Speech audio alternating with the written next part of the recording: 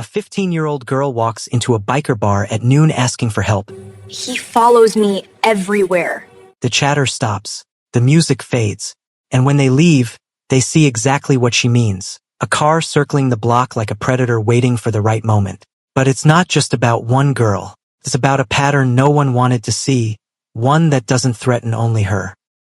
The door swung open just after noon, letting in a shaft of sunlight that cut through the dim haze of cigarette smoke and motor oil. The biker bar was loud, engines revving outside, classic rock pounding from corner speakers, laughter bouncing off worn leather booths. Nobody noticed her at first. She was small, wearing an oversized hoodie despite the heat, her hands shoved deep into her pockets. She stood just inside the doorway, frozen, her eyes scanning the room like she was searching for something she wasn't sure existed. Then she spoke. Her voice was barely audible, swallowed by the noise. He follows me everywhere. The nearest biker, a broad-shouldered man with graying temples named Bruce, turned toward her. He saw the tremor in her hands first, then the exhaustion carved into her young face. 15, maybe younger, too young to carry that kind of fear in her eyes. The room didn't go silent all at once. It happened in waves. The bartender stopped mid-pour. A group playing pool glanced over. The music seemed to fade into the background as more eyes turned toward the girl standing alone by the door. Bruce set down his beer and walked over slowly, palms visible, non-threatening. "You okay, kid?" She shook her head. Her lips pressed together like she was trying not to cry. "I didn't know where else to go." Within seconds, 2 other bikers joined Bruce. Rita, a woman with silver streaked through her dark braid, and Leon, younger but steady. They didn't crowd her. They gave her space. Rita crouched slightly to meet her eyes. "What's your name?" "Sabrina." "Okay, Sabrina. You said someone's following you?" She nodded, her breath hitching. "He's outside. He's always outside." Bruce exchanged a glance with Leon, then motioned toward the door. "Show us." They stepped onto the cracked pavement together, the girl positioned between them. The street was typical for midday. A few parked trucks, a couple walking a dog across the way, heat shimmering off the asphalt. Then Bruce saw it. A dark blue sedan, windows tinted, rolling slowly past the block. It didn't stop. It didn't speed up. It just circled, deliberate and patient, like a shark testing the perimeter. Leon muttered something under his breath. Rita's jaw tightened. Sabrina wrapped her arms around herself. "That's him. He does this every day. Sometimes for hours." They walked her back inside, away from the windows. The other bikers had picked up on the tension. The pool game stopped. Someone turned down the music. Bruce pulled out a chair for her, and she sat, gripping the edge of the table like it was the only solid thing left in the world. "Start from the beginning," Bruce said gently. She did. Her voice was quiet but steady, like she had been rehearsing for an audience that might finally listen. It had started 6 months ago. Messages on social media, friendly at first, compliments about her photos, questions about school. She had thought he was just another kid from the area. She hadn't known he was 20. She hadn't thought twice about responding. But the messages kept coming. 10 messages turned into dozens, then too many to count. When she slowed her replies, he noticed immediately.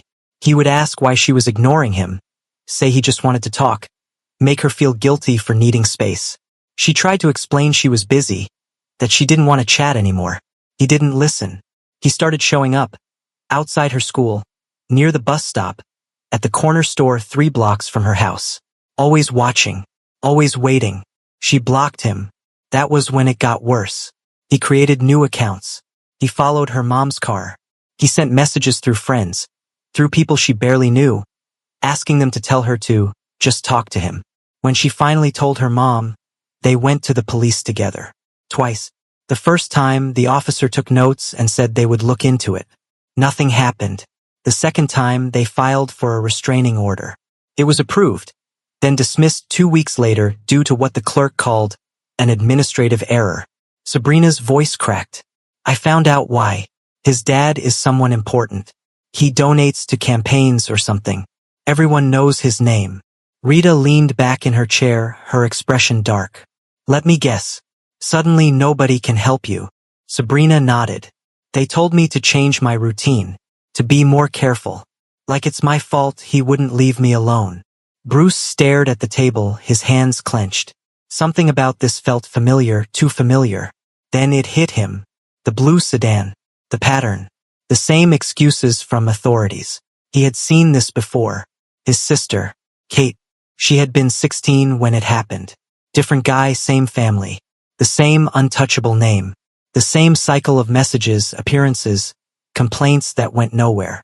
She had eventually left town just to feel safe again. He looked at Sabrina, and the anger burning in his chest wasn't just for her. It was for every girl who had been told to adjust, to shrink, to disappear so someone else could keep circling. You did the right thing coming here, Bruce said, his voice low and steady. We're not gonna let this keep happening. Outside, the sedan passed again, slow and deliberate. Inside, the bikers were already planning their next move. Bruce didn't sleep that night.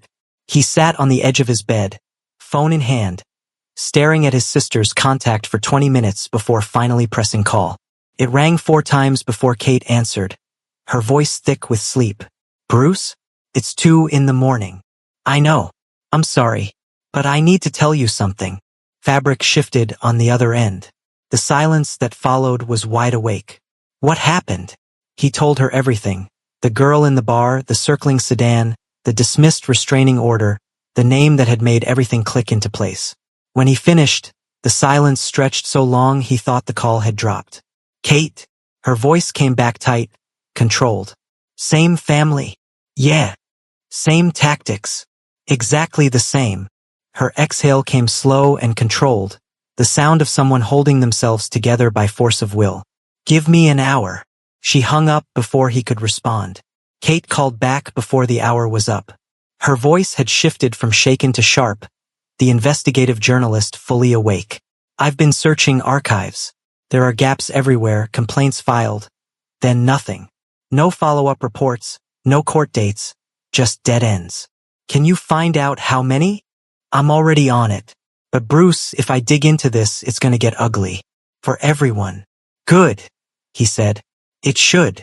The next morning, Bruce gathered the core members of the club in the back room, Rita, Leon, and 3 others, including the club president, a grizzled man named Dale who had been writing since before Bruce was born. He laid out the situation plainly. A kid was being stalked, the system wouldn't help her, and the stalker's family had enough influence to make problems disappear. Leon spoke first. So we make him disappear instead. No, Dale's voice cut through the room like gravel. That's exactly what they want. One move like that and we hand them everything they need to shut us down. Rita crossed her arms. So we do nothing? I didn't say that. Dale pulled out a folder, dropping it on the table. Inside were bills, overdue lease payments, bank notices, permit renewal fees they could barely afford. We're 3 months behind on rent.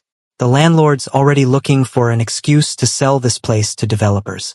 You think the stalker's father doesn't know that? 1 lawsuit, 1 police report about us threatening his son, and we're done. The room went quiet. Everyone knew he was right. Bruce leaned forward. Then we do it smart.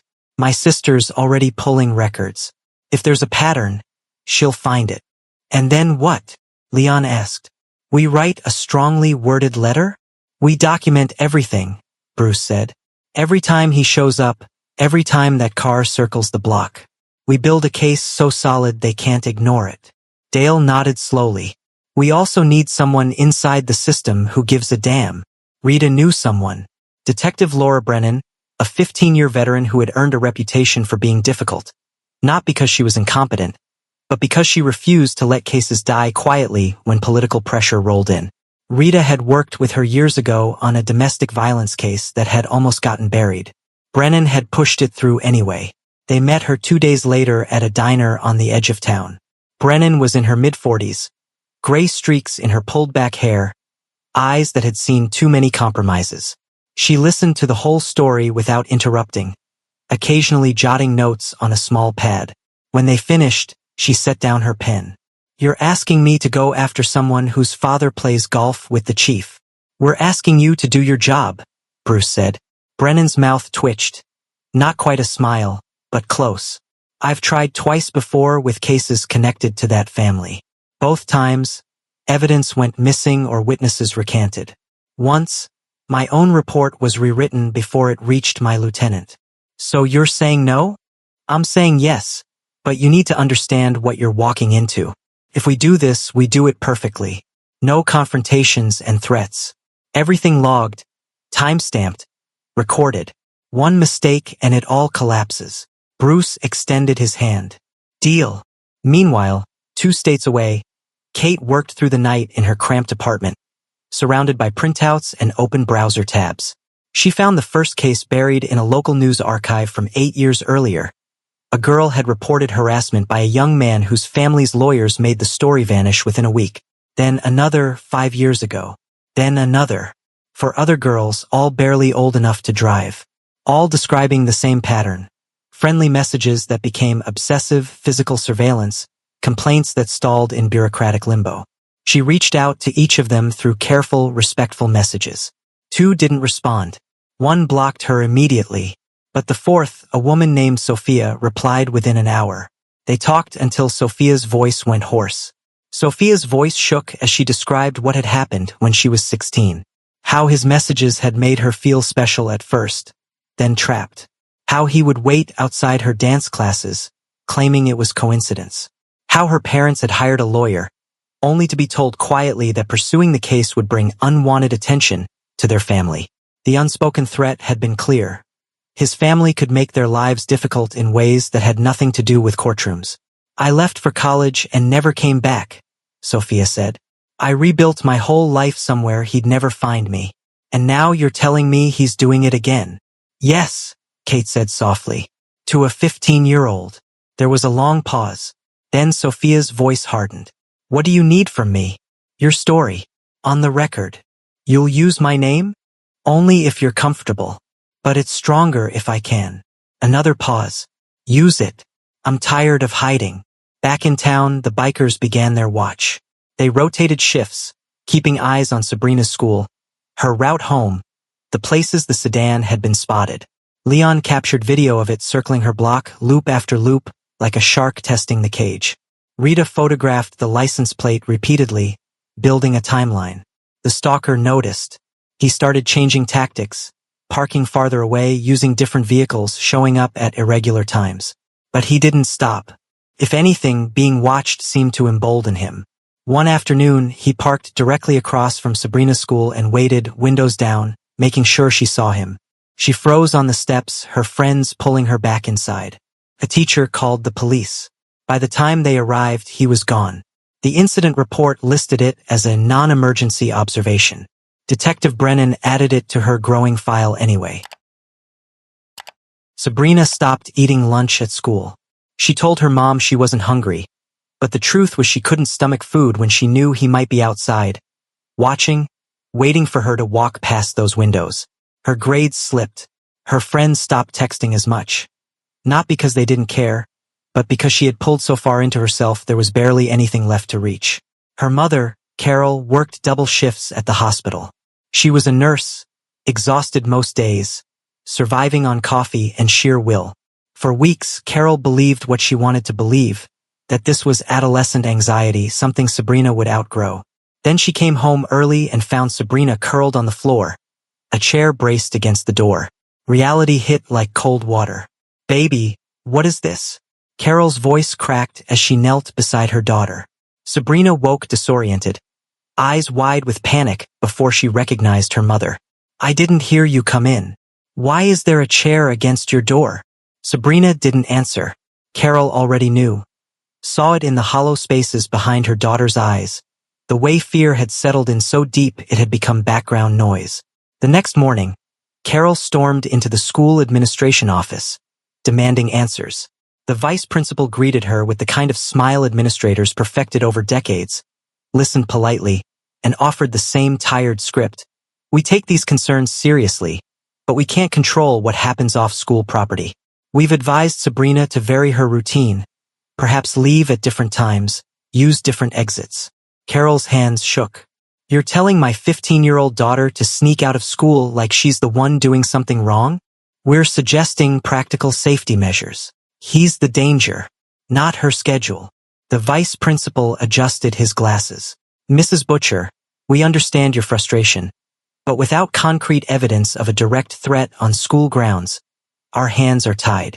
Carol left before she said something that got her daughter labeled as a troublemaker's kid. She knew how that worked. Sabrina was already vulnerable. She didn't need the school turning against her too. That same week, Kate's article entered its final stages. Every fact was checked twice, timelines verified, statements from Sophia and another victim willing to go on record. She had also uncovered financial records showing donations from the stalker's father to both the Police Benevolent Association and the district attorney's re-election campaign. Not illegal, but damning in context. Her editor called her into his office. He was supportive but cautious. This implicates some powerful people. Are you absolutely certain about every fact? I've triple-checked everything. Because if we're wrong, we're not just printing a retraction. We're facing lawsuits that could sink us. Kate met his eyes. We're not wrong. He approved the piece for publication the following Monday. Meanwhile, Detective Brennan compiled her case with meticulous precision. Surveillance footage from businesses near Sabrina's school showed the blue sedan again and again, too many times to call coincidence. She logged police reports, including the ones that had been downplayed or dismissed. She interviewed Sabrina, Carol, and 3 of Sabrina's classmates who had witnessed the stalking firsthand. But she was also hitting walls. Her lieutenant kept asking for more evidence, despite the files growing thicker. When she tried to obtain phone records, the request stalled in legal review. When she suggested bringing the stalker in for questioning, she was told to wait for clearer probable cause. She knew what was happening. She had seen it before. The machinery of protection was grinding into motion, not for the victim, but for the perpetrator. Then the stalker escalated. It happened on a Saturday. Sabrina was at the grocery store with her mother, pushing a cart through the produce section. She turned the corner toward the dairy aisle and froze. He was there, not following from a distance this time, but standing 10 feet away, pretending to examine yogurt containers. Carol saw him and immediately stepped between them. "Stay away from my daughter." He looked up, feigning surprise. "I'm just shopping." "No, you're not. You're stalking a child." Other shoppers were watching now. An employee approached. "Is there a problem?" The stalker smiled, calm, reasonable. "No problem.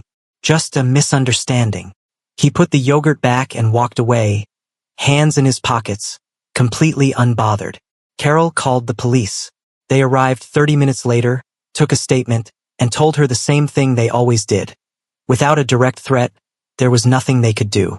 Sabrina didn't speak the entire drive home. That night, Leon reported the grocery store encounter to the group. The anger in the room could have cracked concrete. One biker, a younger member named Desmond, stood abruptly. "This is insane. We're just gonna watch this happen." "We're documenting it," Bruce said tightly. Documenting doesn't stop him from cornering her in a store. Dale slammed his hand on the table. "You think I don't know that? You think any of us want to sit on our hands while this piece of trash keeps terrorizing a kid? But the second we touch him, his father buries us. The club's gone, and Sabrina's still in danger. Maybe worse, because we won't be around to watch her back." Desmond dropped back into his chair, jaw still tight. Rita's phone buzzed. It was a text from Brennan. "Just got word from a source. The family knows about the article. They're preparing a response." Bruce read it over her shoulder. "When does it publish?" "Monday morning." Then we're about to see exactly how far they'd go to protect him. Outside, the blue sedan made another slow pass down the block where the clubhouse sat. The driver didn't stop, didn't wave. He didn't need to. The message was clear. "I see you too." Inside, the bikers prepared for the storm they knew was coming. They had chosen the harder path, the one that didn't offer the satisfaction of immediate justice but might actually lead somewhere that lasted. They just had to hold the line long enough for the truth to matter more than the name trying to bury it. Kate's article went live early Monday morning. Within an hour, it was spreading across social media faster than anyone could track. By 9, local news stations were calling her editor for comment. By noon, The stalker's father had released a statement through his lawyer calling the piece a reckless attack on a young man's reputation based on unsubstantiated allegations and hearsay. But the evidence wasn't hearsay. Kate had included timestamps, police report numbers, screenshots of messages, and testimonies from 2 named victims. Sophia's face appeared in the accompanying photo, staring directly at the camera with an expression that said she was done hiding. The backlash came fast. The stalker's father contacted the newspaper's publisher, threatening legal action. He called in favors, pressured advertisers, made it clear that there would be consequences for everyone involved. The fire marshal arrived before lunch, clipboard ready, finding violations that somehow hadn't existed yesterday. Then code enforcement arrived, citing structural concerns that required immediate and expensive attention. Dale watched the inspector take photographs of the building's exterior and knew exactly what was happening. "How much is this going to cost us?" The inspector didn't look up from his clipboard. "Full report comes end of week. Repairs won't be cheap. Selling might be your best option." Dale's jaw tightened, but he said nothing. Getting angry wouldn't help. That was what they wanted, an excuse to escalate. At the police station, Detective Brennan was called into her captain's office. He stood at the window, hands locked behind his back, the posture of a man trying to contain something. "You're aware of the article that published today," he said. It wasn't a question. "Yes, sir. And you're aware that this department is now under public scrutiny because of it." "The department is under scrutiny because cases were mishandled, sir. Not because someone reported it." He turned to face her, and she saw the exhaustion in his eyes. He wasn't angry at her. He was caught between doing what was right and managing the political fallout. "I'm getting pressure from the top to close this quietly. Make it go away." "I can't do that." "I know." He sat down heavily. "You have 48 hours. Make it bulletproof. After that, this gets taken out of your hands." Brennan didn't waste time. She contacted the bikers immediately, told them to send her every piece of documentation they had. Leon uploaded videos. Rita forwarded photographs. Bruce compiled a detailed timeline of every sighting, every incident, every ignored complaint. Sabrina and her mother met with Brennan that evening in a secure room at the station.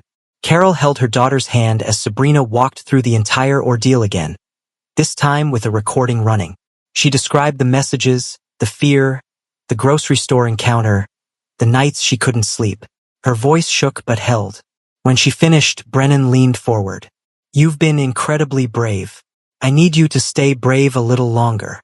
The arrest happened Wednesday morning. Officers arrived at the stalker's home with a warrant based on Brennan's compiled evidence. Documented stalking, harassment, multiple violations of implicit restraining order conditions, and witness testimonies that couldn't be dismissed this time. His father's lawyers were already there, of course, but even they couldn't argue with the sheer volume of proof. Bail was posted before sunset. His father didn't even hesitate. But something had shifted. When he stepped outside the courthouse, cameras were waiting. Reporters shouted questions. His face appeared on the evening news, and suddenly the anonymity that had protected him was gone. People recognized him at the coffee shop, at the gas station, in the grocery store where he had cornered Sabrina. They didn't confront him, they just stared, then whispered to whoever they were with. The trial took months. His lawyers delayed, filed motions, attempted to suppress evidence. But the judge, pressured by public attention, denied most of them. When the verdict finally came, it was guilty on multiple counts. The sentence fell short. His father's influence still reached the bench. But it was something. Time served, probation, mandatory counseling, a restraining order that couldn't be dismissed on a technicality. Early release came after 2 months. When he returned, the town hadn't forgotten. Everywhere he went, people knew. Mothers pulled their children closer when he walked by. Former friends avoided him. Job applications went unanswered. The invisible shield his father's name had provided had cracked, and what was underneath was something nobody wanted near them. 3 months later, he was gone. No goodbye, no forwarding address, just an empty house and a for sale sign. Sabrina heard about it from Bruce, who had heard from Brennan. She was sitting in the clubhouse when he told her, surrounded by people who had become her unlikely protectors. No tears or celebration, just a slow nod, like she was testing whether relief was safe to feel. "You okay?" Rita asked. Sabrina thought about it. "I don't know yet, but I will be." The club survived the retaliatory inspections. Donations from community members who had read Kate's article helped cover the repair costs. The fire marshal's violations were addressed. The landlord, facing public pressure, renewed the lease. Kate won a regional journalism award for her investigation. She didn't attend the ceremony. Instead, she drove home for the first time in years and had dinner with Bruce. They didn't talk much about what had happened. They didn't need to. Sabrina started sleeping without the chair against her door. She walked to school without checking over her shoulder every few seconds. Her friends noticed she laughed more easily now. Her mother watched her daughter slowly come back to life and silently thanked the group of leather-clad strangers who had refused to look away when the system did. On a quiet Saturday afternoon, Sabrina stopped by the clubhouse. She brought cookies, lopsided, edges dark, perfect in their imperfection. The bikers accepted them with grins and gentle teasing. Before she left, she turned to Bruce. "Thank you for believing me." He shook his head. "You saved yourself, kid. We just made sure you didn't have to do it alone." She smiled and walked out into the sunlight, finally free to just be 15. This story isn't just about one girl or one stalker. It's about every system designed to protect the powerful instead of the vulnerable, and the ordinary people who refuse to look away. What would you have done? Share your thoughts below, and if this story moved you, subscribe to Embrace the Journey for more stories that matter. See you in our next video.